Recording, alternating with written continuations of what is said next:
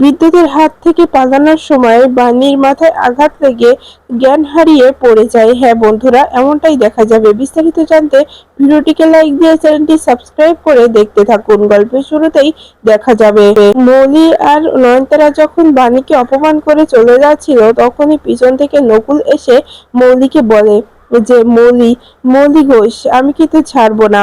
কারণ কারণ অনেক বাড়াবাড়ি করছো, কিন্তু তুমি অনেকটা বার বেড়েছো। তুমি কি মনে করেছো তুমি এভাবে অসহায় মানুষদের কাছ থেকে কাজ কেড়ে নেবে, তাদের অনাহারে রাখবে? তুমি ভুলে যেও না, তুমিও তাদের মধ্যে একজনের সন্তানের সন্তান।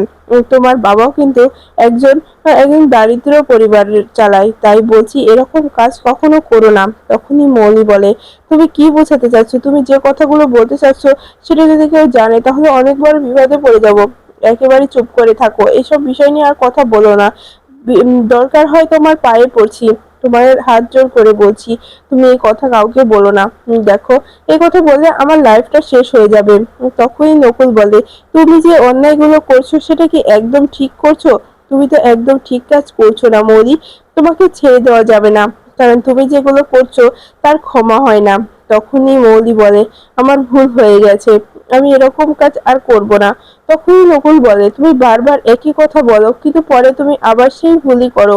তখনই মৌলি বলে, ওই তোর পা ধরে বলছি, আমি আর এরকম ভুল করব না। তখনই নয়নতারা বলে, নকুল বাবা, মেয়েটাকে ছেড়ে দে। দেখ, মেয়েটা তো তোর কাছে হাত জোর করে ক্ষমা চাইছে, তারপরে মেয়েটাকে এভাবে কথা শোনাস না। তখনই দেখা যায় নকুল বলে, মা, তোমার আশকারাই আজকে মেয়েটা এভাবে খারাপ একটা মানুষ তৈরি হয়েছে। আমি কিন্তু চাই না যে এরকম একটা খারাপ মেয়ের বাবা হতে, কিন্তু কি করব, আমার রক্ত তো শরীরে বইছে, তাই এটুকু বলতেই হচ্ছে। এরপরে নকুল চলে গেলে তখন এই মৌলি বলে মনে মনে যে, তুমি যতই বাড়াবাড়ি করো, সত্যটা আমি সবার সামনে কখনোই আসতে দেব না। আমি ওই বাণীকে কালকেই শেষ করে ফেলবো। কালকেই বাণীর জীবনে হবে রক্তের দোল, আর তারপরে যদি তুমি বাড়াবাড়ি করো তোমাকেও সরিয়ে দেব। কিন্তু ঠাম্মিকে সবকিছু বলতে পারবো না, ঠাম্মি কখনো তোমার ক্ষতি করতে দেবে না। তাই আমি সবকিছু করব। এরপরেই দেখা যায় যখন দাদু বাড়িতে আসে তখন মৌলি দাদুর কাছে গিয়ে বলে যে, দাদু, দাদু, আমার কথা বোঝার চেষ্টা করো, ওদেরকে তুমি আর ওখানে রেখো না। দেখো, আমাদের কোম্পানির ক্ষতি হবে, ওরা আমাদের ডকুমেন্ট চুরি করে অন্য কোম্পানিতে বিক্রি করে দেয়। তখনই দেখা যায় মৌলির দাদু বলে, মৌলি, অনেক হয়েছে, এইসব বিষয় নিয়ে আমি তোমার সঙ্গে এখন কোনো কথা বলতে চাই না। তুমি বললে আমাকে বিশ্বাস করতে হবে, ওরা সেরকম নয়।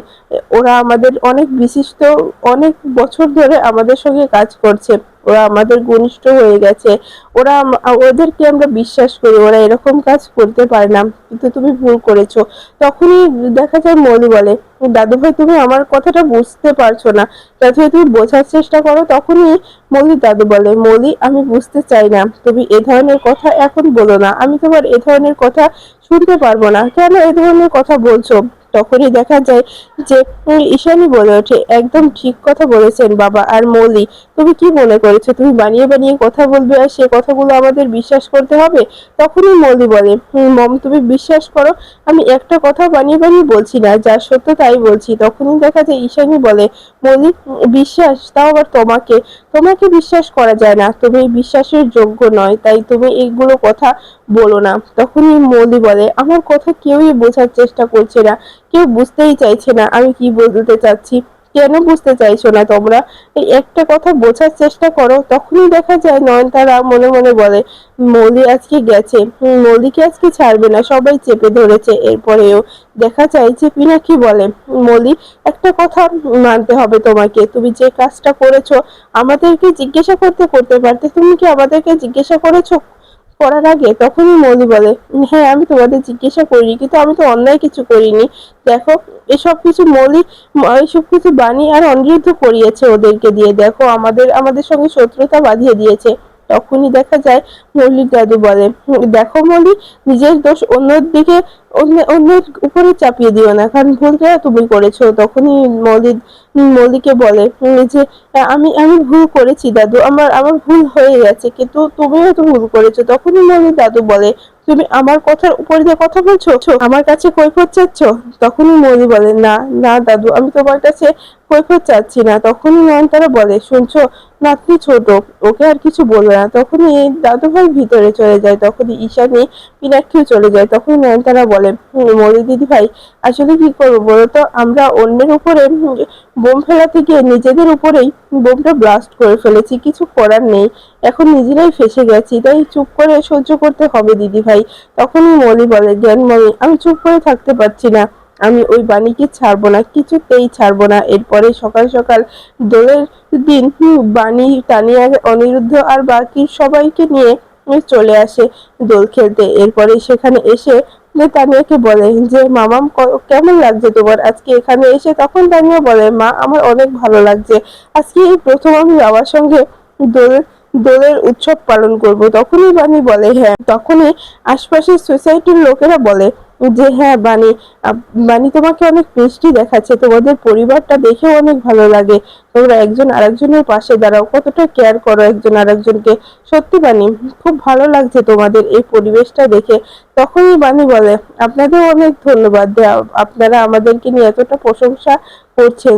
তখনই দেখা যায় তানিয়া বলে, বা আমি দোল খেলবো, আমি রং নেবো। তখনই দেখা যায় যে বানি বলে, না মামা, ডক্টর নিষেধ করে দিয়েছে, বলেছে তুমি রং দিয়ে দোল খেলতে পারবে না, তাই আমরা আজকে ফুল দিয়ে দোল খেলবো। তখনই তানিয়া বলে, মা, এটা আবার কি রকম কথা যে রঙের জায়গায় ফুল দিয়ে দোল খেলতে হবে? তখনই বানি বলে, হ্যাঁ, এবার আমরা ফুল দিয়ে দোল খেলবো শুধু তোমার জন্য, আর ডক্টর নিষেধ করে দিয়েছে। তখনই অনিরুদ্ধ বলে, হ্যাঁ প্রিন্সেস, ডক্টরের কথা তো শুনতে হবে, ডক্টর নিষেধ করে দিয়েছে আর বলে দিয়েছে যে তুমি যেন রং নিয়ে বেশি মাতামাতি না করো, এই জন্য আমরা আজকে ফুল দিয়ে দোল খেলার আয়োজন করেছি। তখনই তানিয়া সাথীর কাছে গিয়ে ফুল দিয়ে প্রণাম করে আশীর্বাদ দেয়। তখন সাথী বলে যে, অনেক ভালো থাকো তানিয়া, তুমি যে এতটা লক্ষ্মী একটা মেয়ে। এরপরে দেখা যায় অনিরুদ্ধ বাণীর কাছে ফুল নিয়ে গিয়ে বলে যে, শুভ শুভ দোল। তখনই দেখা যায় যে বাণী বলে যে, দেখুন, আমাদের মধ্যে এরকম সম্পর্ক নেই যে আপনি আমাকে এই দোলের উৎসবে এরকম ফুল দিয়ে দোলের শুভেচ্ছা জানাবেন। দেখুন, আপনারা আমার বিয়ের কথাটা ভুলে যাবেন না, আমরা শুধু মাম্মামের খুশির জন্য এই বিয়েটা করেছিলাম, আমাদের মধ্যে কিন্তু স্বামী স্ত্রীর কোনো সম্পর্ক কখনোই হয়ে উঠবে না, সে কথা আপনি একেবারের জন্য ভুলে যাবেন না। তখনই অনিরুদ্ধ বলে, না বাণী, আমি এখন অব্দি একটা কথাও ভুলিনি, কিন্তু কিন্তু আজকের দিনটা তো অন্যরকম ছিল, বলনি এই ফুলটা নিলে কি এমন ক্ষতি হতো? তখনই বাণী বলে, না, আমি আপনার হাতে ফুল নিতে পারবো না, কারণ আপনাকে আমি ক্ষমা করতে পারছি না, আপনাকে ক্ষমা করতে পারবো কিনা জানি না, কারণ আপনি আমাকে ঠকিয়েছেন, আপনি আমার কাছে মিথ্যা বলেছেন, মামামের এত বড় অসুখ হওয়া সত্ত্বেও আপনি আমার কাছে গোপন করে গেছেন, কেন কেন কেন মিস্টার চ্যাটার্জি, আপনি এটা কেন করলেন বলুন? আমি তো আপনার কাছে এরকমটা আশা করিনি, আপনি আপনি আমাকে বলতে পারতেন। তখনই অনিরুদ্ধ বলে, বাণী, আমি বলিনি শুধু তোমার কথা ভেবে। তখনই বাণী বলে, আমার কথা ভেবে কি বলেননি আপনি? আপনি কি বুঝতে পারেন না যে একটা মায়ের কাছে তার সন্তানের অসুস্থতা গোপন রাখলে সে কতটা কষ্ট পায়? তখনই দেখা যায় যে অনিরুদ্ধ ওখান থেকে চলে যায়। এরপরে তখন সেখানে বিদ্যুৎ চলে আসে, আর এই আনন্দগুলো দেখে বিদ্যুৎ বলে, আমি কিছুতেই ছাড়বো না বাণী, এই বাণী আর বাণীর এই বড়লোক নাগরকে তো কিছুতেই ছাড়বো না, আমার মেয়েটাকে ওরা ওদের করে রেখেছে, ওদের এবার শেষ হতেই হবে। তারপরেই দেখা যায় বিদ্যুৎ আরো দুজন ছেলেকে ভাড়া করে নিয়ে আসে আর টাকাটা মৌলি দেয়। তখনই সেই দুজন ছেলে বলে যে, বস, আপনি যেমনটা বলবেন তেমনটাই হবে, মৌলি ম্যাডাম তো বলে দিয়েছে যে ওই বাণী নামের মেয়েটিকে সরিয়ে ফেলতে হবে। তখনই দেখা যায় যে বিদ্যুৎ বলে, হ্যাঁ, শুধু বাণী নয়, আজকে ওই বাণীর নাগরটাকেও মেরে ফেলবো। বাণীর নাগরটা আমার কাছ থেকে আমার মেয়েকে কেড়ে নিয়েছে, আমার বউটাকে তার বশে রেখেছে, আমি তো ওই ওই নাগরটাকে ছাড়বো না। তখনই ছেলে দুটো বলে যে, বস, বাণী ম্যাডাম তো বাণী ম্যাডামের মারার জন্যই তো মৌলি ম্যাডাম টাকা দিয়েছে, অন্য কারুকে তো মারার জন্য টাকা দেয়নি। তখনই বিদ্যুৎ বলে, সেটা তো তোমাদের ভাবতে হবে না, আজকে আমি ওকে মারবো, কারণ ওর সঙ্গে আমার অনেক হিসাব নিকাশ বাকি আছে, তাই ওকে আজকে মরতেই হবে। ও ও অনেক কিছু করে ফেলেছে। তখনই দেখা যায় সাথী বলে যে, তানিয়া, আমাদের কাছে আসো, তানিয়া, ওখানে তোমার মা নাচ করছে, তুমি কি নাচ করতে চাও? তখন তানিয়া বলে যে, মিষ্টিমা, আমি যদি নাচি তাহলে মা বাবা অনেক বকাবকি করবে। তখনই দেখা যায় সাথী বলে, না, অনিরুদ্ধ বাণী কেউ কিচ্ছু বলবে না, বেশি একটা লাফালাফি করবে না ওখানে। তোমার মা বাণী নাচ করছে, তুমি যাও ওদের সঙ্গে একটু আনন্দ ফুর্তি করো, তাহলে ভালো লাগবে। আর যদি শরীর খারাপ হয় তাহলে ছুটে আমার কাছে চলে আসবে। তখনই দেখা যায় যে তানিয়ার ঠাম্মিও ঠিক একই কথা বলে যে তানিয়া যদি শরীর খারাপ হয় তাহলে সোজা আমার কাছেই চলে এসো, ওদিকে আর থেকো না। তারপরে আমরা বাড়িতে চলে যাব। এরপরে দেখা যায় বাণী অনিরুদ্ধের দিকে তাকিয়ে থাকে, অনিরুদ্ধ বাণীর দিকে তাকিয়ে থাকে। অনিরুদ্ধ মনে মনে বলে, বাণী, আমি আমি আপনার ভুলটা কি করে ভাঙাবো, আমি কিছুই তো বুঝতে পারছি না। এরপরেই তানিয়া এসে অনিরুদ্ধ আর বাণীকে একসঙ্গে এনে বলে, বাবা মা, আজকে তোমরা নাচো, অনেক সুন্দর করে নাচো। তখনই দেখা যায় বাণী বলে, মাম্মা বাড়াবাড়ি হয়ে যাচ্ছে কিন্তু, এভাবে বাড়াবাড়ি করে না। তখনই তানিয়া বলে, না মা, আজকে নাচ করতে হবে বাবার সঙ্গে। এই প্রথম আমাদের সবাই একসঙ্গে দোল সেলিব্রেশন করছি। এরপরে অন্যদিকে দেখা যায় কুয়াশাও চলে আসে। কুয়াশা লাইভ করতে করতে এসে সে তার ভক্তদের সঙ্গে কথা বলতে থাকে। এরপরে এই কুয়াশার চোখে পড়ে পড়ে যায় গোল। তখনই কুয়াশা বলে, ওই গোলগুলো আমাকে খেতে হবে, যে কোনো মূল্যে আমাকে খেতে হবে, ওই নেশাটা করতেই হবে। আমার এই লোভটা আমি সামলাতে পারছি না, গোলটা তো আমাকে খেতে হবে। এরপরে কুয়াশা লাইফ বন্ধ করে গিয়ে সে গোলটা একে একে প্রত্যেকটা গ্লাস খেয়ে নেয়। এরপরে বলে, আজকে কতটা শান্তি লাগছে, অনেকদিন পর এভাবে আজকে অনেকগুলো গোল খেলাম। এরপরে দেখা যায় যে বানিও সুন্দর করে নাচ করতে থাকে, মনের আনন্দে সে আত্মহারা হয়ে থাকে। এরপরে হঠাৎ করে বাণী অনিরুদ্ধের দিকে তাকিয়ে থাকলে বাণীর হঠাৎ করে পিছন থেকে বিদ্যুৎ এসে বাণীর গলাটায় ছুরি চাপিয়ে দেয় আর বলে, একদম এখান থেকে নড়াচড়া করার চেষ্টা করো না, তাহলে কিন্তু শেষ করে ফেলবো। তখনই বাণী বলে, কে আপনি, কেন আমাকে মারতে এসেছেন, কেনই বা মারতে চাইছেন আমাকে, আপনি এভাবে আমাকে মারতে পারেন না, আপনি আপনার আমি কি ক্ষতি করেছি। তখনই দেখা যায় অনিরুদ্ধ বাণীর ওই অবস্থাটা দেখে চিৎকার করে ওঠে আর বলে, বাণী, কিছু হবে না তোমার, আমি আছি এখানে। তখনই দেখা যায় যে বাণী বলে যে, মিস্টার চ্যাটার্জি, আপনি মামামকে নিয়ে এখান থেকে চলে যান, আমাকে নিয়ে ভাববেন না, আমাকে নিয়ে ভাবতে হবে না, আপনি আপনি আমার প্রিন্সেস, আমার মামামকে নিয়ে চলে যান এখান থেকে। তখন অনিরুদ্ধ বলে, না না বাণী, আমি তোমাকে ফেলে এখান থেকে যেতে পারবো না, কিছুতেই যেতে পারবো না। যখনই অনিরুদ্ধ বাণীর কাছে আসতে যাবে তখনই ওই দুইটা ছেলে অনিরুদ্ধকেও ঘিরে ধরে আর বলে, আমরা কোথাও যেতে দেবো না আপনাকে। তখনই অনিরুদ্ধ ছেলেটির সঙ্গে মারপিট শুরু করে দেয় আর বলে, বাণী, বাণী, কিচ্ছু হবে না, আমি কিচ্ছু হতে দেব না। এরপরে দেখা যায় ওখানকার সব লোকজন যে যেদিকে পারছিল ছুটোছুটি করে পালাচ্ছিল। তখনই তখনই বাণী বলে, মিস্টার চ্যাটার্জি, আমার যা হয়ে যায় যাক, কিন্তু আমার মামামের যেন কোনো ক্ষতি না হয়, আপনি আমার মামামকে নিয়ে চলে যান। তখনই সাথী সাথী বিদ্যুতের মাকে বলে, দিদি, তানিয়াকে এখানে নিয়ে আসুন, তানিয়া ওখানে ভয় পাচ্ছে। তখনই এই বিদ্যুতের মা বলে, দিদি, আপনাকে একা রেখে কি করে যাব। তখনই সাথী বলে, আমাকে নিয়ে ভাবতে হবে না, আমি ঠিক আছি, কিন্তু ওই ছোট বাচ্চা মেয়েটা ওখানে আছে, আপনি ওকে নিয়ে আসুন, আমি এখানে ঠিক আছি। এরপরে দেখা যায় যে বিদ্যুতের মা তানিয়ার কাছে চলে যায় আর বলে, দিদিভাই, দিদিভাই, এদিকে এসো দিদিভাই, আমি তোমাকে এখান থেকে নিয়ে যাচ্ছি। এদিকে অনিরুদ্ধ গুন্ডাদের সঙ্গে মারপিট করে আর বলে, বল, বল, তোদেরকে এখানে কে পাঠিয়েছিল, তার নামটা বল, আমি জানি কে পাঠিয়েছিল, কিন্তু তোরা না বলে তো আমি সেটা প্রমাণ করতে পারবো না, তোরা বল। তখন দেখা যায় ছেলে দুটো কোনো কথাই বলে না। এরপরে কুয়াশার নেশা হয়ে যায়। কুয়াশা ও মাথা তুলে দাঁড়াতে পারছিল না, আর শুধু ঢুলছিল। তখনই কুয়াশার কাছে পুরোহিত মশাই এসে বলে যে, এই যে দিদি, এখান থেকে চলুন, এখানে এখানে গন্ডা চলে এসেছে, এখানে মারপিট হচ্ছে, এখানে ছুরি দিয়ে আঘাত করা হচ্ছে।